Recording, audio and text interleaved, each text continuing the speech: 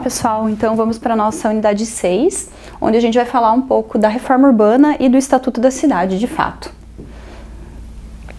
No final ali do governo militar, na verdade, nas últimas décadas da ditadura, houve um grupo que começou a se organizar para pensar de que forma as nossas cidades deveriam ser pensadas, né, diferente, um grupo insurgente, de fato, ali durante a ditadura, mas que no pós-militarismo, na redemocratização do Brasil, a gente tem, de fato, essas ideias sendo colocadas em prática, ganhando força de lei, e é nesse contexto que surge o Estatuto da Cidade.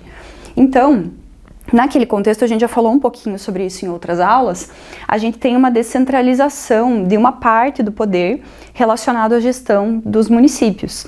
A gente traz para as unidades municipais muito mais o poder de decisão a respeito de ações que tratam ali do planejamento urbano de cada um dos municípios, o que parece fazer muito mais sentido, né? Então a gente tem sim muito poder de decisão e muito da verba, principalmente, dos programas vindo a partir do governo federal ou com verbas ainda vindo do governo de cada um dos estados, mas existe uma certa autonomia da regulação e da tomada de decisões pelos municípios.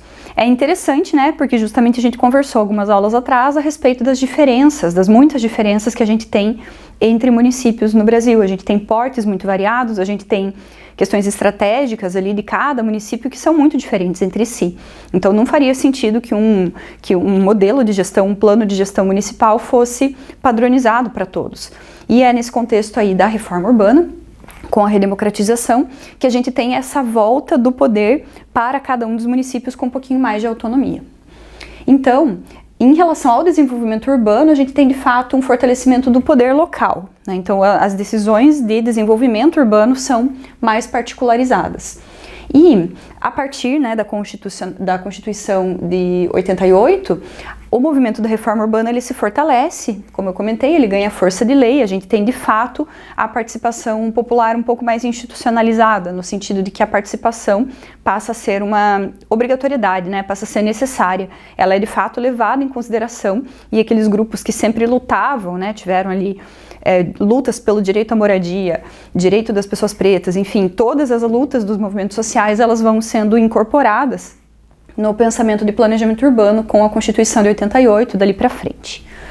Então, nesse contexto, no Brasil, existem dois caminhos possíveis de se seguir. Uma proposta muito mais mercantilizada, muito mais inspirada por aquilo que se fazia nos Estados Unidos, né, no Consenso de Washington, princípios que vêm do Consenso de Washington, e uma segunda proposta que é referenciada pela Constituição de 88, que tem essa raiz ali nas lutas da reforma urbana. E de fato é essa segunda que vence, digamos assim, é esse o posicionamento, é essa a tomada de decisão que a gente tem no Brasil de focar, de pensar o nosso planejamento urbano a partir de toda a trajetória de luta da reforma urbana, que é o que está respaldado na nossa Constituição de 88, com termos como função social da cidade, função social da propriedade, aparecendo pela primeira vez, né?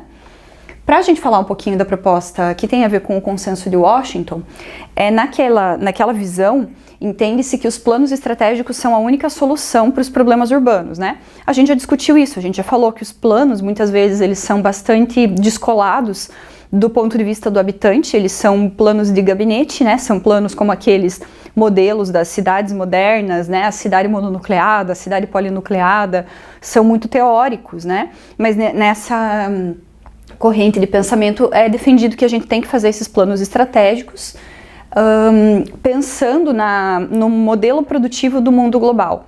Né? Então aqui a gente está falando de um capitalismo numa nova fase, em que eu tenho essas trocas globais acontecendo de maneira muito rápida, né? Com nenhum tempo envolvido nos deslocamentos, porque a informação não precisa de tempo para se deslocar, e que, portanto, eu deveria defender, de fato, uma competitividade de classes e uma competitividade também de cidades nesse mundo global, em que todo mundo está lutando ali pelo mesmo objetivo, né, de crescimento econômico. Então, de fato, é uma visão de livre mercado, uma visão neoliberalista, né, em que as cidades devem ter investimentos de alto padrão, e a gente vê isso acontecendo, né, de você vai em qualquer cidade do mundo e você tem os mesmos tipos de edifícios e você tem as mesmas franquias, as mesmas multinacionais, e que isso deve ser completamente livre, né, então, de fato, é um modelo neoliberal, e que a gente sabe que acontece hoje em dia, né, as cidades estão cada vez mais semelhantes entre si, e essa é a defesa no Consenso de Washington, que também é muito fácil da gente entender o porquê, né?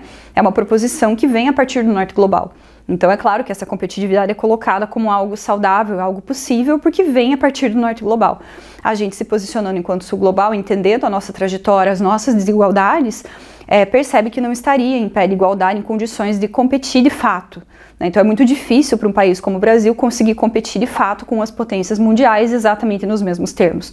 A gente tem outras necessidades, né? Países do Sul Global estão lutando contra a fome, contra doenças relacionadas à falta de saneamento, esse tipo de questão que não é uma questão para os países do Norte Global.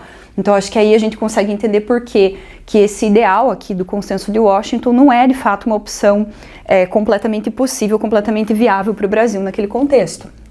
Então, a gente tem, de fato, a Constituição de 88, referenciando e respaldando legalmente uma outra proposta, muito focada na questão, né, que hoje a gente tem no Estatuto da Cidade. Vocês podem observar que a Constituição é de 88, o Estatuto da Cidade é de 2001, então, com certeza, né, por conta dessa defesa de buscando cidades mais justas e uma melhora de relação entre todas as pessoas que fazem parte da cidade, né? Isso, como hoje ainda é visto de forma ideológica, naquele contexto também sempre foi visto de forma ideológica e fez com que essa tramitação demorasse 13 anos, né? Então foram 13 anos de adequações no texto da lei para que ela fosse de fato aprovada e tomasse poder de lei.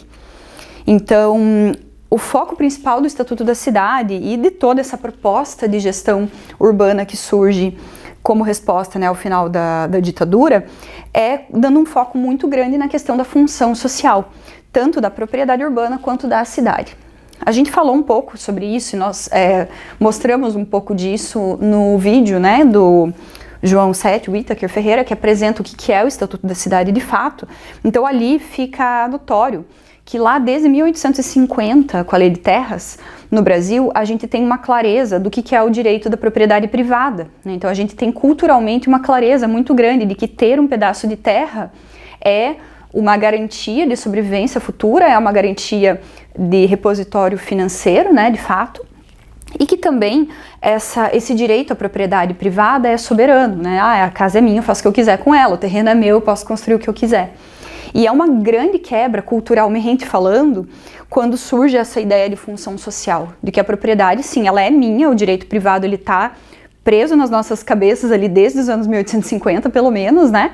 Mas aqui em 88 e depois em 2001 é reforçada essa noção de que a propriedade pode até ser minha, mas ela tem uma função social. Então, quando a gente pensa num edifício que eu vou construir e que eu não posso abrir uma janela diretamente na divisa para o jardim do vizinho, hoje a gente já entende isso. Ah, não, realmente é uma questão de privacidade, né? Então eu tenho limites de legislação porque eu não posso ficar com uma janela abrindo exatamente olhando o terreno do vizinho. Eu tenho uma limitação de um recuo ou de não abrir janelas naquela divisa se ela for feita em cima do muro. Então a gente consegue ver que é uma regulação, é uma limitação no senso da propriedade privada, certo? Da mesma maneira, na Constituição de 88 e principalmente no Estatuto da Cidade em 2001, a gente tem mais diretrizes e mais regulações desse direito de propriedade. Então pensem como culturalmente isso é difícil para o brasileiro entender, né? A gente está muito acostumado a ter esse direito soberano e de repente, né, entre aspas, demorou 13 anos, surge uma legislação que fala, não, tudo bem, é seu, mas ele está dentro de uma coletividade, ele está dentro de uma cidade. Então esse seu terreno, essa sua propriedade, ela vai ser regulamentada e ela vai ter seus limites, você vai ter seus limites de liberdade para que você garanta que você está atendendo à função social daquela propriedade. Se a gente for falar um pouquinho mais sobre função social, é pensar que ela serve, ela tem uma serventia, ela tem uma função para a sociedade ou para a comunidade, para a coletividade. Então, quando eu penso num terreno baldio no meio da cidade, onde eu estou cheia de infraestrutura, eu tenho tudo funcionando, aquele terreno baldio ele não tem uma função social. Então, é legítimo, através do Estatuto da Cidade, que eu obrigue você a construir alguma coisa ali, ou pelo menos a usar aquele terreno. Às vezes, só você colocar uma plaquinha ali, ó, estacione aqui. Você não construiu nada, mas você destinou um uso que serve para algo, faz com que aquele terreno tenha uma função que é coerente com a comunidade daquele entorno imediato. Então, já que eu dei esse exemplo, vamos pensar em 2 terrenos muito parecidos de tamanho, um deles exatamente no centro da cidade, onde eu tenho universidade, loja, um monte de coisa, e eu tenho uma escassez de estacionamento. Esse terreno está baldio. O simples fato de eu abrir um portão, ter uma pessoa cuidando e eu criar um estacionamento privado, que seja, já garante que esse terreno esteja servindo para algo. Então vejam que função social não necessariamente se refere a funções que são públicas, habitação de interesse social, não só, né? Até um uso mercantilizado pode sim ser considerado como cumpridor de função social, se for esse o caso, né? Um estacionamento no centro da cidade. Não construir nada, mas é melhor do que o terreno baldio. Pensando num terreno igual a esse, numa área bem afastada, em que eu não tenho demanda por estacionamento, um estacionamento não estaria cumprindo função social naquele terreno, certo? Aquele terreno como estacionamento não serve para nada, porque eu tenho estacionamento público na via. Então, o que seria uma função social para um terreno baldio numa área mais afastada da cidade? Vai depender, né? Então, não, aqui tem uma escassez de escola, aqui a gente precisaria de habitação, está faltando habitação. Então, existe legitimidade a partir da Constituição e principalmente regulamentado no Estatuto da cidade, para que a gente obrigue as pessoas a usarem os seus terrenos, evitando, né, então, dando uma pausa ou dando uma segurada na especulação imobiliária. Então, o terreno está vazio, mas ele tem infraestrutura ao redor, ele tem que servir para alguma coisa. Ou você vai pagar uma multa, ou você vai ser compulsoriamente levado a vender esse terreno e tudo mais, né? Então, só para vocês entenderem um pouco do posicionamento dessa escola, né, dessa segunda ideia, que é, a gente vai tentar estabelecer como principal princípio a noção de coletividade, de que a coletividade tem prioridade em relação àquilo que é privado. Então vejam que é um posicionamento bem diferente da primeira proposta, que é um pouco mais mercantil e mais focada mesmo no neoliberalismo, né? Aqui eu tô falando da coletividade. Além de focar muito na questão da função social, tanto da propriedade quanto da cidade, a gente fala sobre cooperação entre cidades e não competitividade entre cidades. Então, quando a gente pensa na distribuição, por exemplo, de equipamentos, né? Vou colocar um hospital, ou vai ter um aeroporto, ou vai ter uma grande indústria. Esses equipamentos, essas edificações, esses empreendimentos, eles podem demandar e contribuir também com diferentes cidades. Então eu tenho um hospital, eu não vou fazer um hospital em cada cidade, vamos brigar para ver qual hospital é melhor, né? Não faz sentido, eu vou trazer um hospital para a cidade maior, de referência, e as demais cidades vão usufruir, vão também ter um sistema de transporte ali, uma logística, um pensamento de fato de política pública para que essas diferentes cidades também usufruam do hospital, né?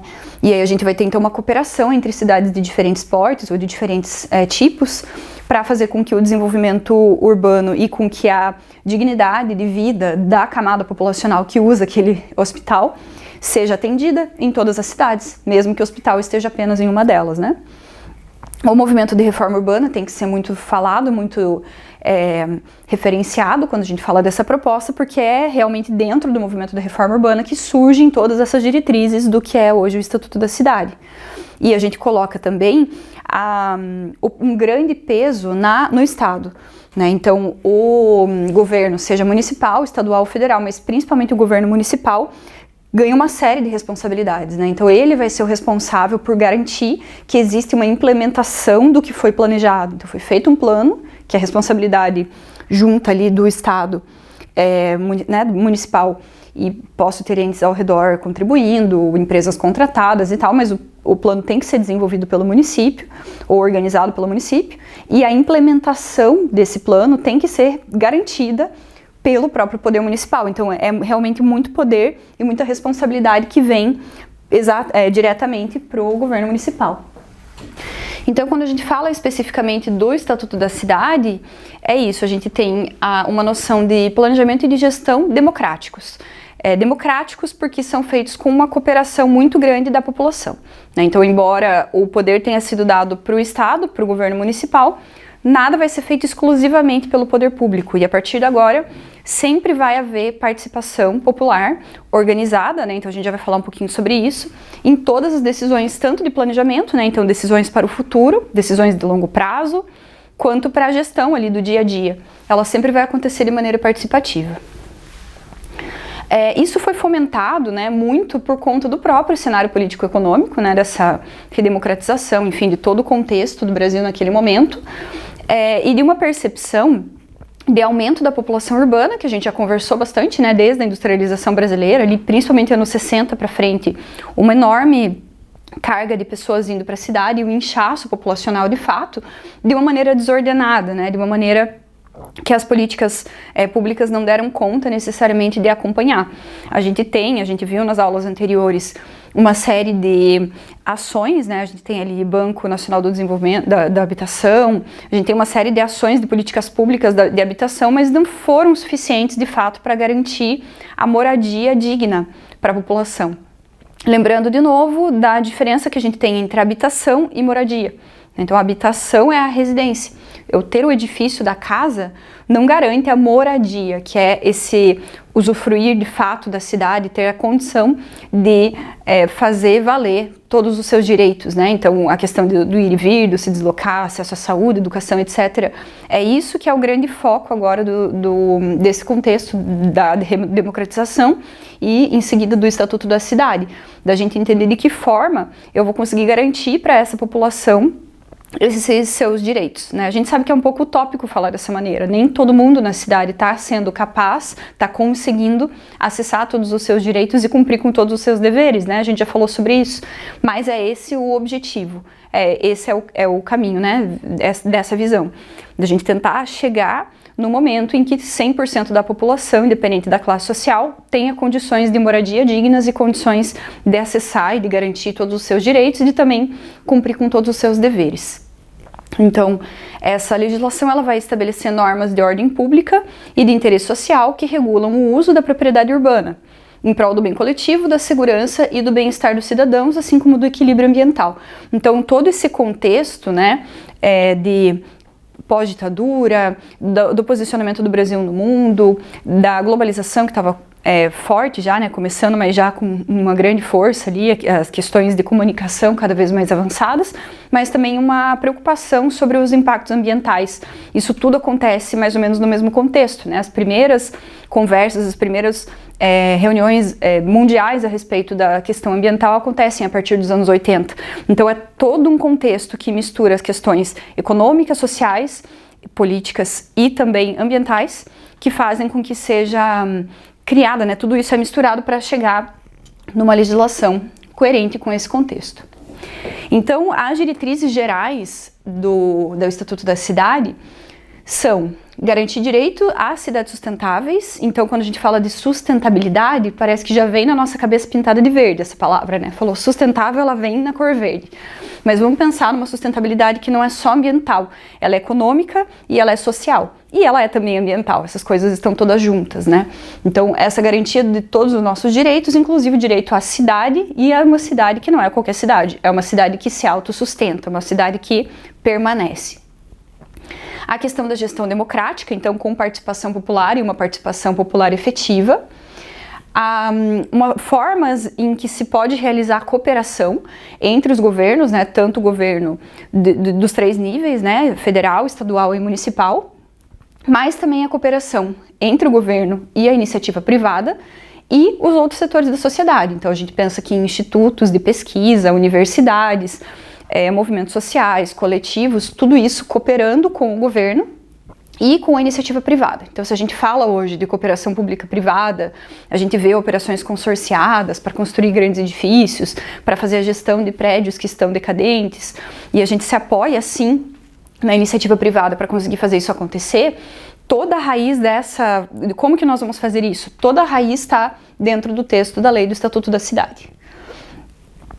Também é com o Estatuto da Cidade que se torna obrigatório realizar o plano diretor para muitas das cidades brasileiras. Todas as cidades com mais de 20 mil habitantes, alguns outros critérios que a gente já vai ver, todas essas cidades, esses municípios, eles são obrigados a apresentar o plano diretor para que eles possam ter acesso a determinadas fatias de verba. Então, só se o município tiver o seu plano diretor em dia, né, revisado a cada 10 anos e tal, só nessa condição o município recebe uma determinada fatia de verba, senão ele não tem direito a acessar aquela verba específica para desenvolvimento urbano. Então, nesse momento a gente tem um grande aumento no número de planos diretores e de municípios com plano diretor. Isso é colocado como uma grande prioridade no Estatuto da Cidade.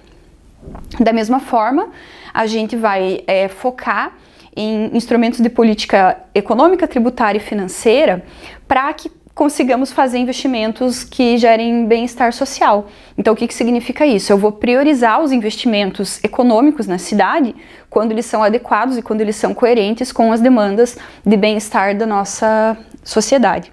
Junto com isso, também é a partir do Estatuto da Cidade que a gente começa a pensar de que maneira eu vou organizar as redes de infraestrutura e também os equipamentos que vão atender a toda a população.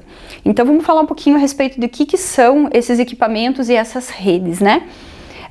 Todas as redes de infraestrutura, elas precisam do sistema viário, né, como ponto de foco. Acho que a gente já falou isso em outras aulas. A gente entender que quando eu proponho uma via, eu também estou permitindo que nessa via passem todas as minhas redes de saneamento urbano, como por exemplo a rede de esgoto, a rede de distribuição de água potável, a rede de drenagem urbana, e eu estou permitindo a circulação do próprio veículo de coleta de resíduo, né? Então aqui eu consigo pensar que a rede de um serviço público de saneamento vai demandar todas essas instalações que são subterrâneas e também a via para o próprio caminhão de coleta de resíduo passar. Da mesma forma, serviços como, por exemplo, a questão da segurança pública, tanto do veículo da polícia quanto de um caminhão de combate a incêndio, por exemplo, também demandam essa rede de infraestrutura do sistema viário muito bem organizada.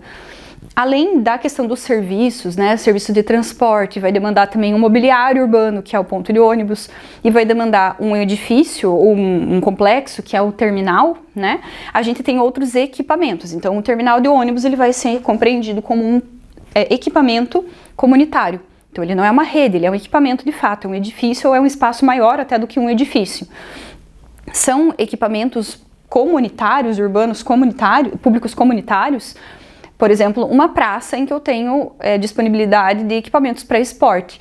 Então, não preciso necessariamente que seja um edifício, como uma escola, um posto de saúde ou um CRAS, né, um Centro de Referência de Assistência Social. Todos esses são equipamentos comunitários, mas um terminal de ônibus ou uma grande praça em que as pessoas fazem exercício a céu aberto também são equipamentos urbanos comunitários. E quando a gente fala de equipamentos urbanos que não são comunitários, que só são urbanos mesmo, são equipamentos aos quais a população em geral não tem acesso, mas eles são imprescindíveis para que a cidade funcione. Por exemplo, uma estação elevatória de esgoto.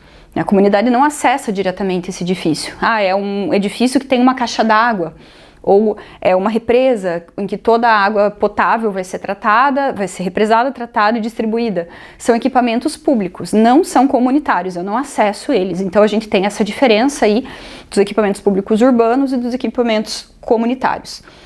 Tanto um quanto o outro, assim como as redes, né, de transporte e dos outros serviços, tudo isso vai ser planejado aqui no Estatuto da Cidade, de maneira a buscar atender as demandas de toda a população. Então vejam que é uma diretriz do Estatuto da Cidade, a gente pensar em planejar as nossas cidades. Se eu precisar, eu vou sim atrás de ações de cooperação, eu não vou deixar tudo na mão do governo do município, mas é o governo do município que vai regulamentar e dizer de que maneira isso vai ser feito e definir onde que vão ser feitos os grandes investimentos, né? Então onde que os instrumentos econômicos vão ser aplicados e onde que eu vou construir esses equipamentos e essas redes para melhor atender a população como um todo. Então todas essas são as diretrizes do Estatuto da Cidade. E aí, além disso, né, para que isso possa acontecer, existe uma preocupação com a ordenação e o controle do uso do solo, que é uma coisa que a gente já falou bastante, inclusive naquela aula que nós fizemos um croquis da cidade e fomos falando sobre a relação que eu tenho entre o porte da rede, do equipamento que eu coloco e a densidade, né, a verticalização, os vazios urbanos da ocupação do solo. Então, quando eu falo sobre uso e ocupação do solo, ele precisa ser ordenado e controlado de alguma maneira para que exista coerência com o tipo de rede, tanto de infraestrutura quanto de disponibilização de equipamento. Por incrível que pareça, porque a gente sabe que a nossa legislação é muito complexa, né? No Estatuto da Cidade também é feita uma simplificação da legislação que trata do parcelamento do solo. Então, quando a gente fala de unificações, desmembramentos, loteamento, esse tipo de ação que envolve glebas, né, que são terrenos maiores do que um único lote, que são terrenões grandes para transformar em condomínio, transformar em loteamento, desmembrar, unificar. Essa legislação ela é simplificada e eu vou ter uma legislação federal que vai tratar disso e vai ser, de fato, uma referência para todos os municípios e cada município pode regulamentar ali especificidades, né? Mas isso é feito também nesse contexto. Quando a gente fala sobre o processo de urbanização, existem ônus e bônus que são causados pelo processo de urbanização.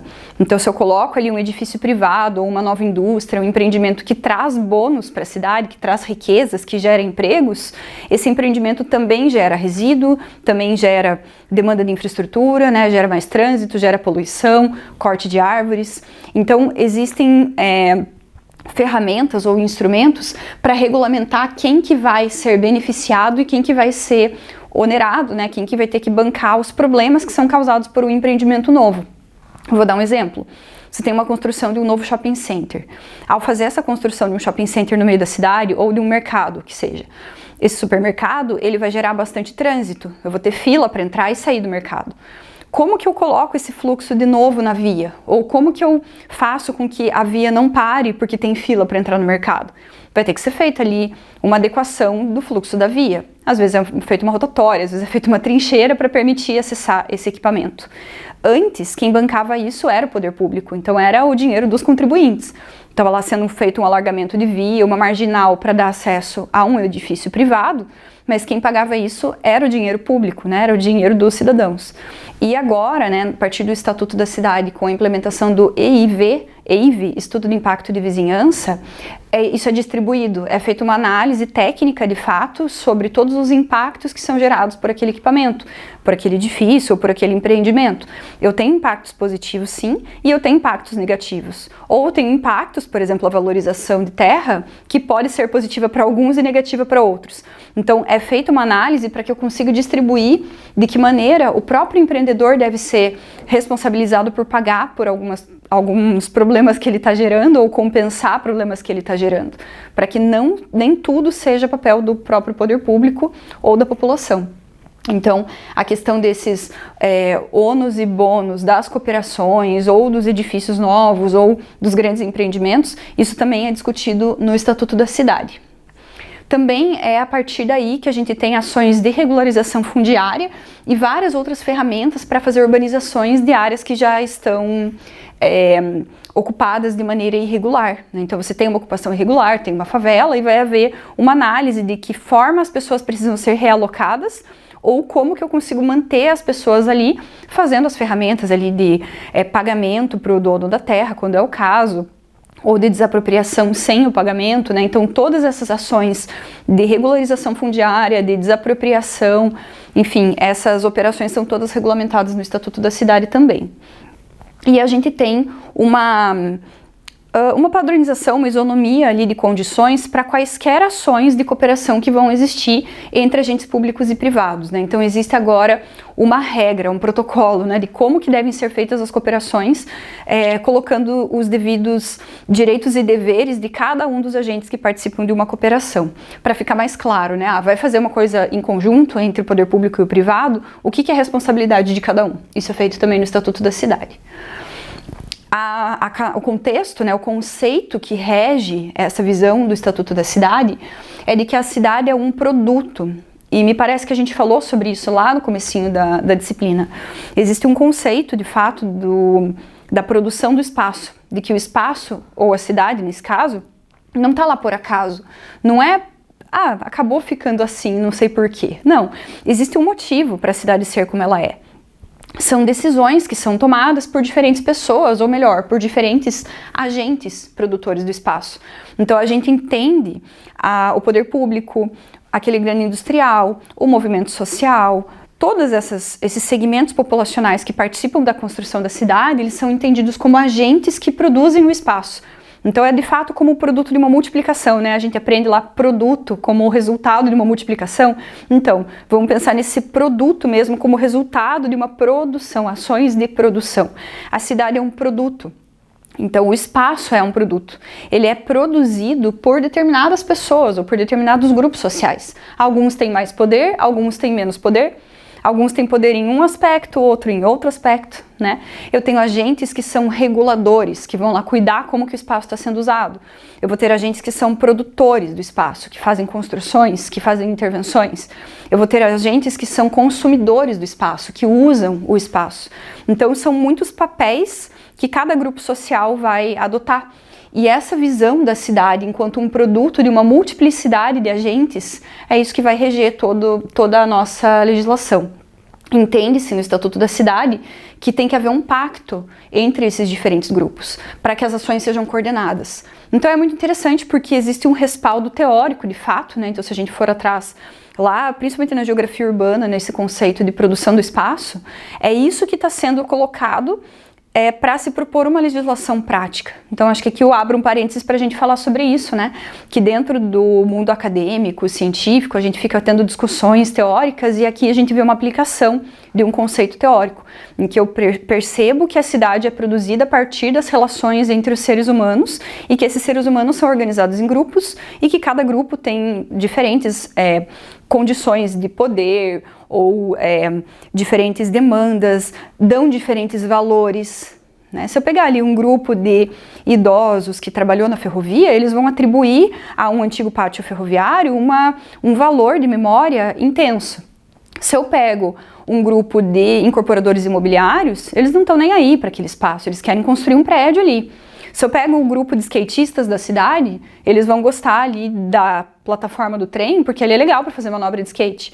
Ou, se eu pegar um outro grupo, um morador de rua, uma pessoa que está em situação de rua, ela vai gostar daquele espaço porque tem uma cobertura que é segura, né? Então, essa ideia de diferentes agentes que produzem o espaço, ela vai fomentar muito daquilo que é pensado no Estatuto da Cidade.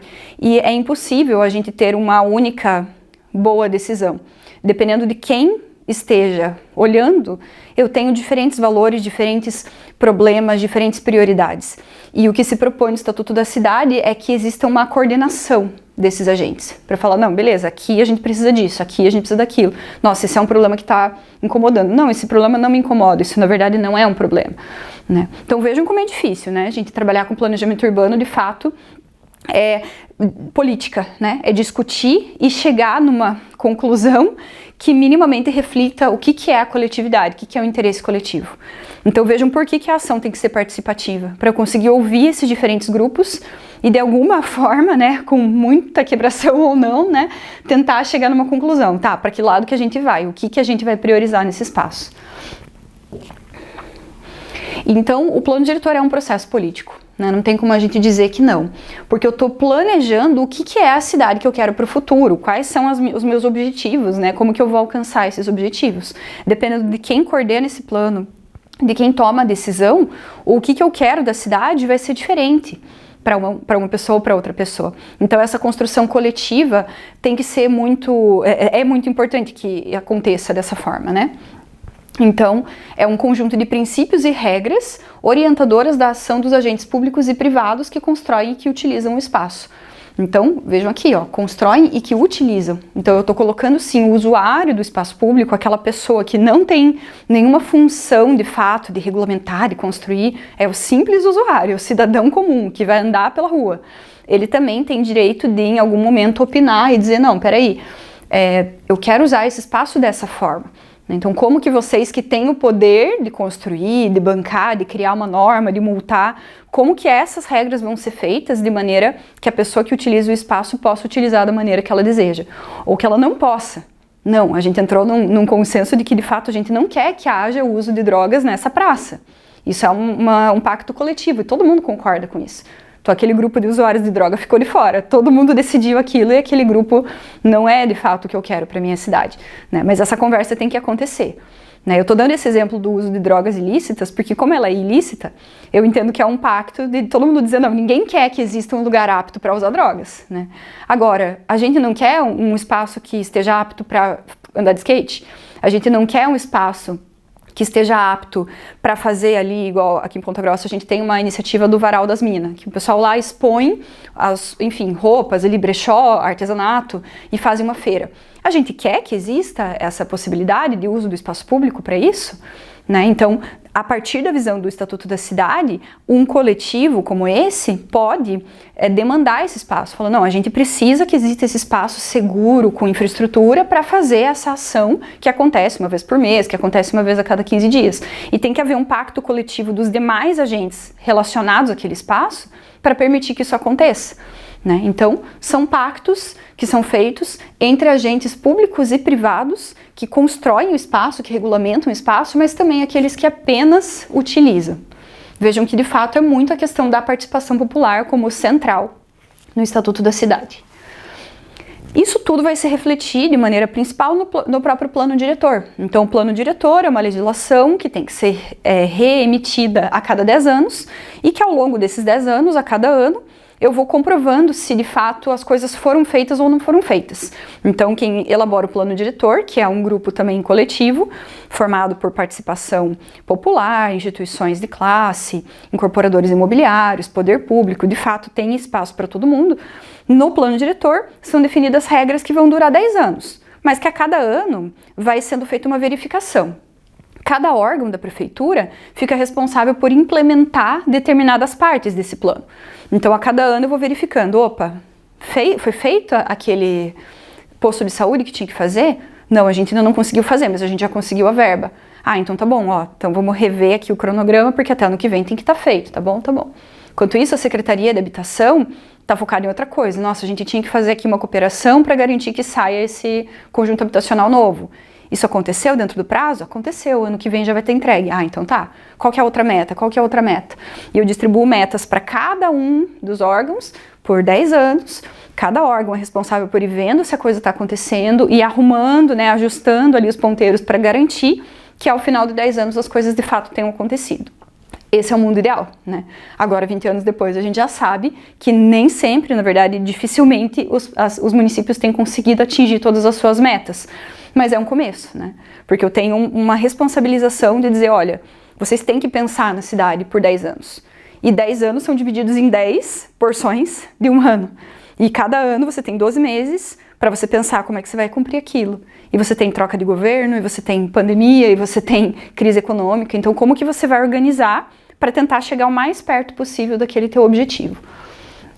Preciso ter plano diretor para todos os municípios acima de 20 mil habitantes, mas também, além de todos os acima de 20 mil, se você for um município pequenininho, de menos de 20 mil, você também precisa apresentar plano diretor se você tiver em uma das seguintes situações. Se for um município que faz parte de regiões metropolitanas e aglomerações urbanas, acho que vocês lembram que eu dei esse exemplo, né? Muitos municípios estão se aglomerando em grupos de cidades ou em regiões metropolitanas para conseguir acessar ali uma determinada verba destinada aos conjuntos, né? Regiões metropolitanas e aglomerados. Mas se você for uma cidade muito pequenininha, você vai ter que fazer plano diretor se você diz que você faz parte de uma região metropolitana, mesmo que você seja um município de 3 mil habitantes. Municípios menores de 20 mil, mas que fazem parte de áreas de especial interesse turístico, também entram, também tem que ter plano diretor. Então, pensando ali, às vezes é um município que está numa ilha, ou um município que é muito pequenininho, mas fica numa área de costa, que é muito turística, um município que fica no meio de um parque nacional de montanhas, ou enfim, são municípios pequenos e que são obrigados a apresentar plano diretor a partir do Estatuto da Cidade. Municípios que estão inseridos em área de influência de empreendimentos ou atividades com muito impacto ambiental, de âmbito regional ou nacional. Então, se a gente pensar que tem lá um município que tem uma indústria muito grande que produz celulose, papel, ou um município que está muito próximo de uma pedreira, de mineração. Às vezes são municípios pequenininhos, mas eles têm que ter plano diretor também, assim como outros locais de interesse do poder público. Então, pode haver ali um apontamento do poder ou estadual ou federal, dizendo, olha, essa região aqui ela é muito estratégica para o nosso desenvolvimento enquanto país ou enquanto estado. Então, aquele município que está ali vai ter que ter plano diretor, mesmo que ele tenha mais de 20 mil, menos de 20 mil. Todos os que têm mais de 20 mil, independente de onde ficam, de suas características, têm que ter plano diretor. Isso fez, né, agora em retrospecto, olhando 20 e poucos anos atrás, isso fez com que houvesse um boom, né, uma explosão da quantidade de planos diretores feitos. Então, quando a gente começa a olhar ali, de fato, muitos dos municípios brasileiros hoje têm plano diretor, porque muita gente se enquadra nessa realidade de mais de 20 mil, e os que têm menos de 20 mil, muitos se enquadram em outras situações, né, de estarem numa área de influência ou de outro município, ou de área turística, ou de área de preservação, e daí quando você viu, você tem então, de fato, uma quantidade de planos diretores sendo feitos.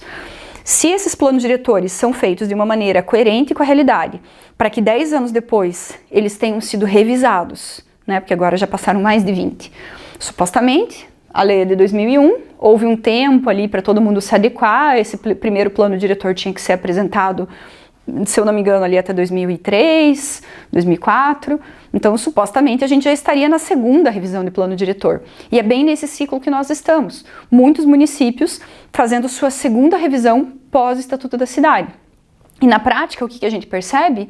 Planos muito bons, diagnósticos muito bons, mas uma implementação muito fraca, muito difícil, quase nada de implementação, muita briga política, muita revisão de lei sem ser durante o plano diretor. E 10 anos depois, um diagnóstico muito parecido com o diagnóstico bom que era inicial, só que piorado, né? Porque teve situações que pioraram, tive mais problemas urbanos, a cidade continuou crescendo. Um outro diagnóstico muito bem feito e na hora de implementar, dificuldades de implementar. Mas o fato é que 20 e poucos anos, é muito tempo, né? Mas foram só 2 ciclos de plano diretor sendo implementado.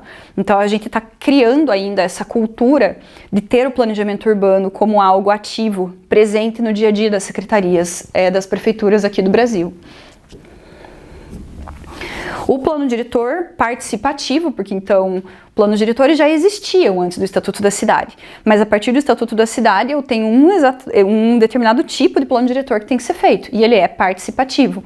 Planos diretores participativos, que são aceitos, que estão de acordo com o Estatuto da Cidade, são planos que têm como princípio norteador a questão da função social da propriedade, que a gente já falou. Eu preciso me preocupar com a questão do desenvolvimento sustentável, não só ambiental, mas também econômico e social. A noção de função social da cidade como um todo, né, não só da propriedade individual, mas da cidade. A igualdade e a justiça social como objetivo, né, então garantir que todo mundo consiga acessar os equipamentos, e a participação popular em todos os momentos. Então, um plano diretor hoje em dia, ele não é feito nunca de maneira de gabinete, né, feito só na prefeitura. É sempre feito de maneira coletiva. Vou dar um exemplo aqui da cidade de Ponta Grossa. A gente tem plano diretor desde os anos 60. Então, nos anos 60, 67, a gente tem planos de desenvolvimento industrial, PLADEI.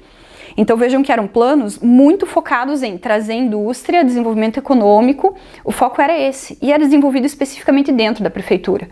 Depois que a gente começa a ter planos diretores que olham para esses outros agentes e trazem a visão participativa de fato, né? Então, isso vai acontecer em muitas cidades brasileiras, o plano até já existe, existem planos anteriores a 2001, mas a partir de 2001 a forma de fazer o plano muda. Eu preciso ter audiência pública, participação social de fato na construção desses planos. O Estatuto da Cidade, que rege os planos diretores, ele tem uma série de instrumentos, então é como se fosse uma caixa com várias ferramentas, mas que cada município tem que pegar e dizer, não, beleza, essa ferramenta a gente vai aplicar em tal parte da cidade, essa ferramenta vai gerar custo e tal, e quem vai fazer as planilhas de custo da terra, de valores e tal, vai ser esse órgão. Esse instrumento vai ser aplicado de tal maneira que ainda tem que regulamentar. Então as regulamentações municipais têm que ser feitas em cima de cada instrumento. O instrumento é como se fosse uma ideia, é um conceito. Olha, vocês podem fazer tal e tal coisa, isso vai gerar ônus para cá, vai ser cobrada uma multa, a verba que vem dessa multa vai para tal órgão, toda a regra do jogo é colocada. Mas cada município tem que fazer a sua legislação municipal, explicando como que isso vai ser efetivado no seu município. Os instrumentos do Estatuto da Cidade, eles são divididos em diferentes tipos, em 4 tipos. Instrumentos para induzir o desenvolvimento urbano, instrumentos de financiamento da política pública, para garantir que eu tenha verba para essa política pública ser efetivada, instrumentos para regularização fundiária, né, de ocupações pré-existentes, e instrumentos para democratização da gestão, que vão dizer de que forma que vai acontecer a participação popular nesses planos. Quando a gente fala a respeito dos instrumentos de indução do desenvolvimento, por enquanto a gente só vai falar os nomes de todos eles aqui. A gente tem o parcelamento, edificação ou utilização compulsória dos imóveis. Compulsório é obrigatório, né? Então eu obrigo alguém a usar um terreno baldio ou uma casa que esteja vazia ou um prédio abandonado. Ele vai ter que parcelar o solo, construir algo ou utilizar. Ele não pode deixar vazio. Eu vou ter o IPTU progressivo no tempo, então se você não faz uso da sua edificação ou do seu terreno, o próximo IPTU vem mais caro. E o próximo vem mais caro, e o próximo vem mais caro, e a gente tem vários ciclos em que o IPTU vai ficando mais caro, quantos anos, qual porcentagem, cada município que vai garantir, que vai definir. E se você não construiu pagou tuas multas do IPTU, mas você continuou sem construir. O teu imóvel pode ser desapropriado. Lembrando que um imóvel ele nunca é desapropriado de graça. Roubei de você. O poder público não vai roubar o teu terreno, nunca, isso não existe. Mas o pagamento pode ser com nota promissória. Ó, a gente tem uma dívida pública aqui, então eu não tenho dinheiro para te pagar, então tá aqui, ó, peguei teu terreno e você tem um título da dívida pública que quando a gente quitar a nossa dívida, a gente te paga. Né? Então vejam que o poder público ele se dá o direito aqui de desapropriar, em vez de pagar no ato, pagar depois. Porque você teve mais de 10 anos aqui, ó, de oportunidade entre um instrumento e o próximo. E o próximo, existem tempos de pelo menos 5 anos, certo? Então aqui a gente não tá falando de alguém que ocupou a tua casa e amanhã o governo toma a tua casa e dá para aquele morador de rua que invadiu a sua casa. Isso não existe, tá? Mas é a partir daqui que existe sim a possibilidade de vou aumentando o teu IPTU para te estimular a fazer alguma coisa com o teu terreno. Se você não fez durante 5 anos e o pessoal está ocupando o teu terreno, nada mais justo que você venda o teu terreno para mim, mesmo que eu vá te pagar depois. Então é mais ou menos esse posicionamento, tá? Dá para entender por que demorou 13 anos para aprovar, né?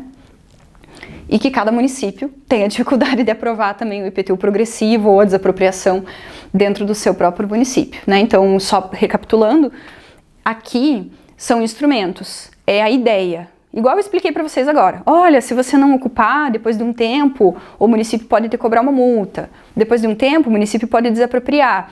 Esse mecanismo é o Estatuto da Cidade. Cada instrumento tem uma descrição, uma regulamentação dentro do Estatuto. Mas ele só vai funcionar na sua cidade se você, poder público, redigir um texto de lei que passe pela Câmara dos Vereadores, com todas as regulamentações, qual parte da cidade isso vale, para qual não vale, vale para tudo, como que paga, qual que é o valor da multa, tudo isso é definido por cada município. Então, se você que está fazendo essa disciplina está trabalhando dentro do poder público, dentro do governo municipal, talvez vocês estejam pensando, nossa, mas não tem isso na minha cidade. Por que não tem? Porque não houve nenhuma movimentação dentro do órgão que você está, dentro do poder público, para dizer vamos regulamentar o IPTU progressivo? Acho que vai ser bom para a nossa cidade, porque a nossa cidade tem tal e tal problema. Aí o município tem que pegar a lei do estatuto, destrinchar, pensar bem direitinho tudo que tem que regulamentar, escrever a sua lei municipal e submeter à Câmara dos Vereadores, certo? Isso normalmente é feito dentro do contexto do plano diretor, mas pode ser feito separadamente também. Continuando aqui. As ações de consórcio imobiliário, especialmente falando de poder público e privado, transferência do direito de construir, então eu sou privado de construir em algum lugar por um motivo e o poder público me permite construir em outro ou dar esse direito para outro proprietário, isso vai ser discutido aqui. O direito de preempção, que é a preferência de compra, quando eu tenho um determinado terreno, o poder público pode dizer, olha, eu não vou desapropriar, o dia que você quiser vender, a gente tem prioridade de compra, né? Então esse é o direito de preempção. E a outorga onerosa desse direito de construir. Então eu vou pegar o direito de construir de um terreno e vou jogar para outro terreno. São ações um pouco mais complexas, então por enquanto só vou comentá-las. As operações urbanas consorciadas, em que eu tenho essa relação de poder público e privado, o grande exemplo que a gente pode dar aqui são os edifícios e equipamentos construídos para a Olimpíada, para a Copa, que são misturas de dinheiro público e gestão privada, ou dinheiro privado, enfim. E o direito de superfície, quando a pessoa está numa ocupação irregular, numa área que ela não tem como ficar para ela, não é um terreno que eu vou dar para aquela pessoa, mas eu permito que ela fique naquele lugar até a sua morte, por exemplo, né? Então, tem uma antiga linha de trem, não vou desapropriar a pessoa, ela ocupou, mas ela tem o direito de ficar ali até enquanto ela estiver viva. Mas daí o filho dela não vai ficar com aquele direito. Então, ela pode ter a casa, mas ela não tem o terreno. São regulamentações que vão acontecer no Estatuto da Cidade.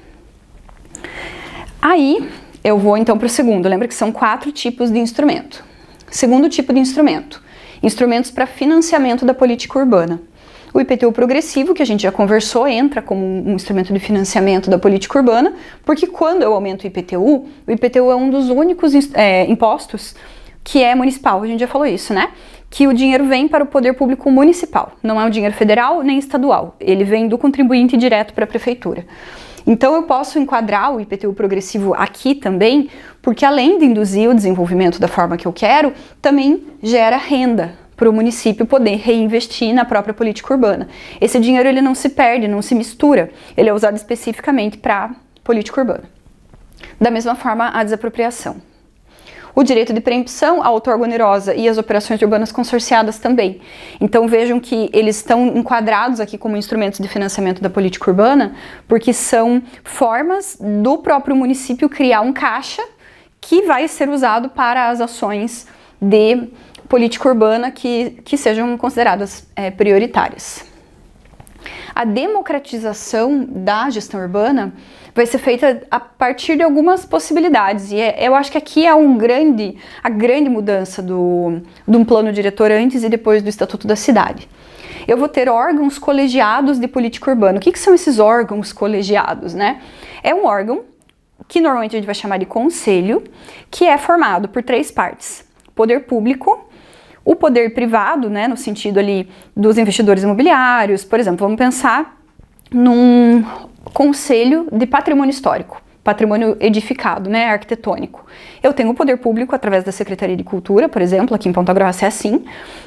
Eu tenho 1/3 do grupo formado, então, por esse poder público, 1/3 do grupo formado por pessoas relacionadas à construção civil na cidade. Eu tenho arquitetos, eu tenho engenheiros, eu tenho dono de construtora, eu tenho incorporador imobiliário. E eu tenho também as organizações não governamentais e sem fins lucrativos. Então aqui eu posso ter universidades, por exemplo, que são instituições que tem a ver, né, com conhecimento técnico daquela área em si. Eu posso ter um colégio de arquitetos, eu posso ter uma associação de engenheiros e eu posso ter ONGs também, né? Então, ONGs relacionadas ao movimento social, por exemplo, movimento pela moradia. Então, pensando num conselho que fale de edifícios tombados, que fale de patrimônio arquitetônico, vai estar dentro desse grupo 3 tipos de entidades: poder público, privado e instituições e ONGs e movimentos sociais que tenham a ver com aquele tema. Esses órgãos, eles vão sempre realizar debates para tomar decisões. Então eu vou ter reuniões de conselho uma vez por mês, geralmente, para conseguir fazer análise de determinadas demandas, né? Então vou colocar de novo aqui o exemplo de um conselho de patrimônio histórico. Tem lá uma pessoa querendo fazer uma reforma num edifício tombado. É esse conselho que vai dizer: não é uma reforma, você vai ter que fazer um restauro. Isso pode, isso não pode. Não, mas você está propondo trocar de cor, mas de onde que veio essa cor? Você fez uma prospecção para definir a cor? Quem que é o responsável técnico por essa obra que você quer fazer? Esse projeto vai ser apresentado para o conselho vai debater, vai votar e vai definir se pode, se não pode, ou se são necessárias adequações. Isso não vai mais acontecer só pela Secretaria de Cultura, isso vai acontecer a partir do conselho. Além disso, audiências públicas, quando for um assunto mais delicado, né, dependendo do assunto, vai ser feita uma audiência aberta a público com votação para definir, ou consultas públicas só para saber a opinião. Então, eu não sei como que eu vou votar aqui no conselho, vamos abrir uma consulta pública? Deixa eu entender como é que está todo mundo pensando, para balizar a minha decisão.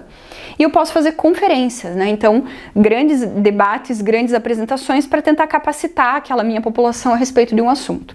Então, fazer uma conferência sobre o patrimônio histórico. A gente vai discutir o que é patrimônio, como que não é, para tentar ir capacitando essa população, para que a população depois possa participar de um conselho respaldado por conhecimento também. O próprio estudo de impacto de vizinhança, que eu comentei há pouco, ele também é um instrumento de democratização da gestão, porque eu começo a partir dele, a partir dos impactos que um edifício novo ou que um grande empreendimento gera, eu consigo definir quem que deve arcar com cada uma das consequências e também concluir se aquele empreendimento é de fato válido para o município ou se não vale a pena. Tipo, não, você está gerando 10 empregos, mas você vai fazer todo esse impacto ambiental, a gente não quer isso para nossa cidade, né? Então, numa situação hipotética, que eu nunca vi acontecer, o município poderia, através de um EIV muito negativo, dizer: olha, a gente não quer que você venha para cá, indústria. A gente está vendo que você vai gerar mais problema do que solução, né? Então, as ferramentas técnicas estão aí para isso. Ou pelo menos para dizer: olha, você quer vir, mas você vai ter todo esse outro ônus aqui que você vai ter que arcar, né? A gestão orçamentária participativa, então lá no plano diretor, quando eu faço aquelas propostas que eu comento que cada secretaria vai ficar ali 10 anos para conseguir cumprir com as suas metas. Como que eu vou fazer a gestão desse dinheiro? Da onde vai vir a verba para cada uma das coisas? Isso também é feito de maneira participativa. E da mesma forma a gestão metropolitana, quando eu falo de municípios que estão aglomerados, que estão conurbados, eu vou ter um grupo também de participação que é feita com membros de diferentes municípios, de todo o aglomerado. Os instrumentos de regularização fundiária vão ser a usucapião especial de imóvel urbano. Vou abrir um parênteses para falar para vocês que esse é um termo no feminino, tá? É a usucapião, por mais estranho que seja, e é tudo junto, usucapião. Usucapião é uma forma de você regularizar uma ocupação que já aconteceu num imóvel que não é daquela pessoa que ocupou. E a usucapião já acontecia foi regulamentado antes na reforma agrária. Então a gente tem grupos como o MST, por exemplo, que ocupam imóveis rurais que não estão em uso e que sob determinadas condições, realmente ficou 10 anos ali, o proprietário nem percebeu que tinha gente lá, então é legítimo destinar para o MST essa terra. Então é um processo que demora anos. É no Estatuto da Cidade que a usucapião pode ser usada em imóvel urbano também. Então, se você tem, de fato, uma família morando num imóvel seu, e aquela família está lá há 10 anos e você nem percebeu, é porque o imóvel não estava cumprindo sua função social. Pô, você nem notou que tinha uma família morando lá faz 5 anos, né? Então, é criada a usucapião de imóvel urbano, nesse momento aqui do Estatuto da Cidade, como um instrumento para regularização fundiária. Eu posso conceder o direito de uso, que tem um pouco a ver ali com o direito de superfície, que eu comentei antes, para uma pessoa que esteja usando uma área que não é sua, o direito de preempção de preferência de compra, que eu já mencionei antes, e as operações que eu já tinha citado, a outorga onerosa do direito de construir, as OUCs, operações urbanas consorciadas, e o estudo de impacto de vizinhança. Eles também são compreendidos como ações para fazer a regularização fundiária. E finalmente, né, para terminar essa longa aula a respeito do Estatuto da Cidade, do plano diretor e de como que a nossa política urbana funciona a partir da redemocratização, tem essa frase da Raquel Ronick, que eu já mencionei, né, é uma dos grandes expoentes da reforma urbana e que até hoje se mantém muito ativa, muito presente no debate de como fazer planejamento urbano e gestão urbana no Brasil.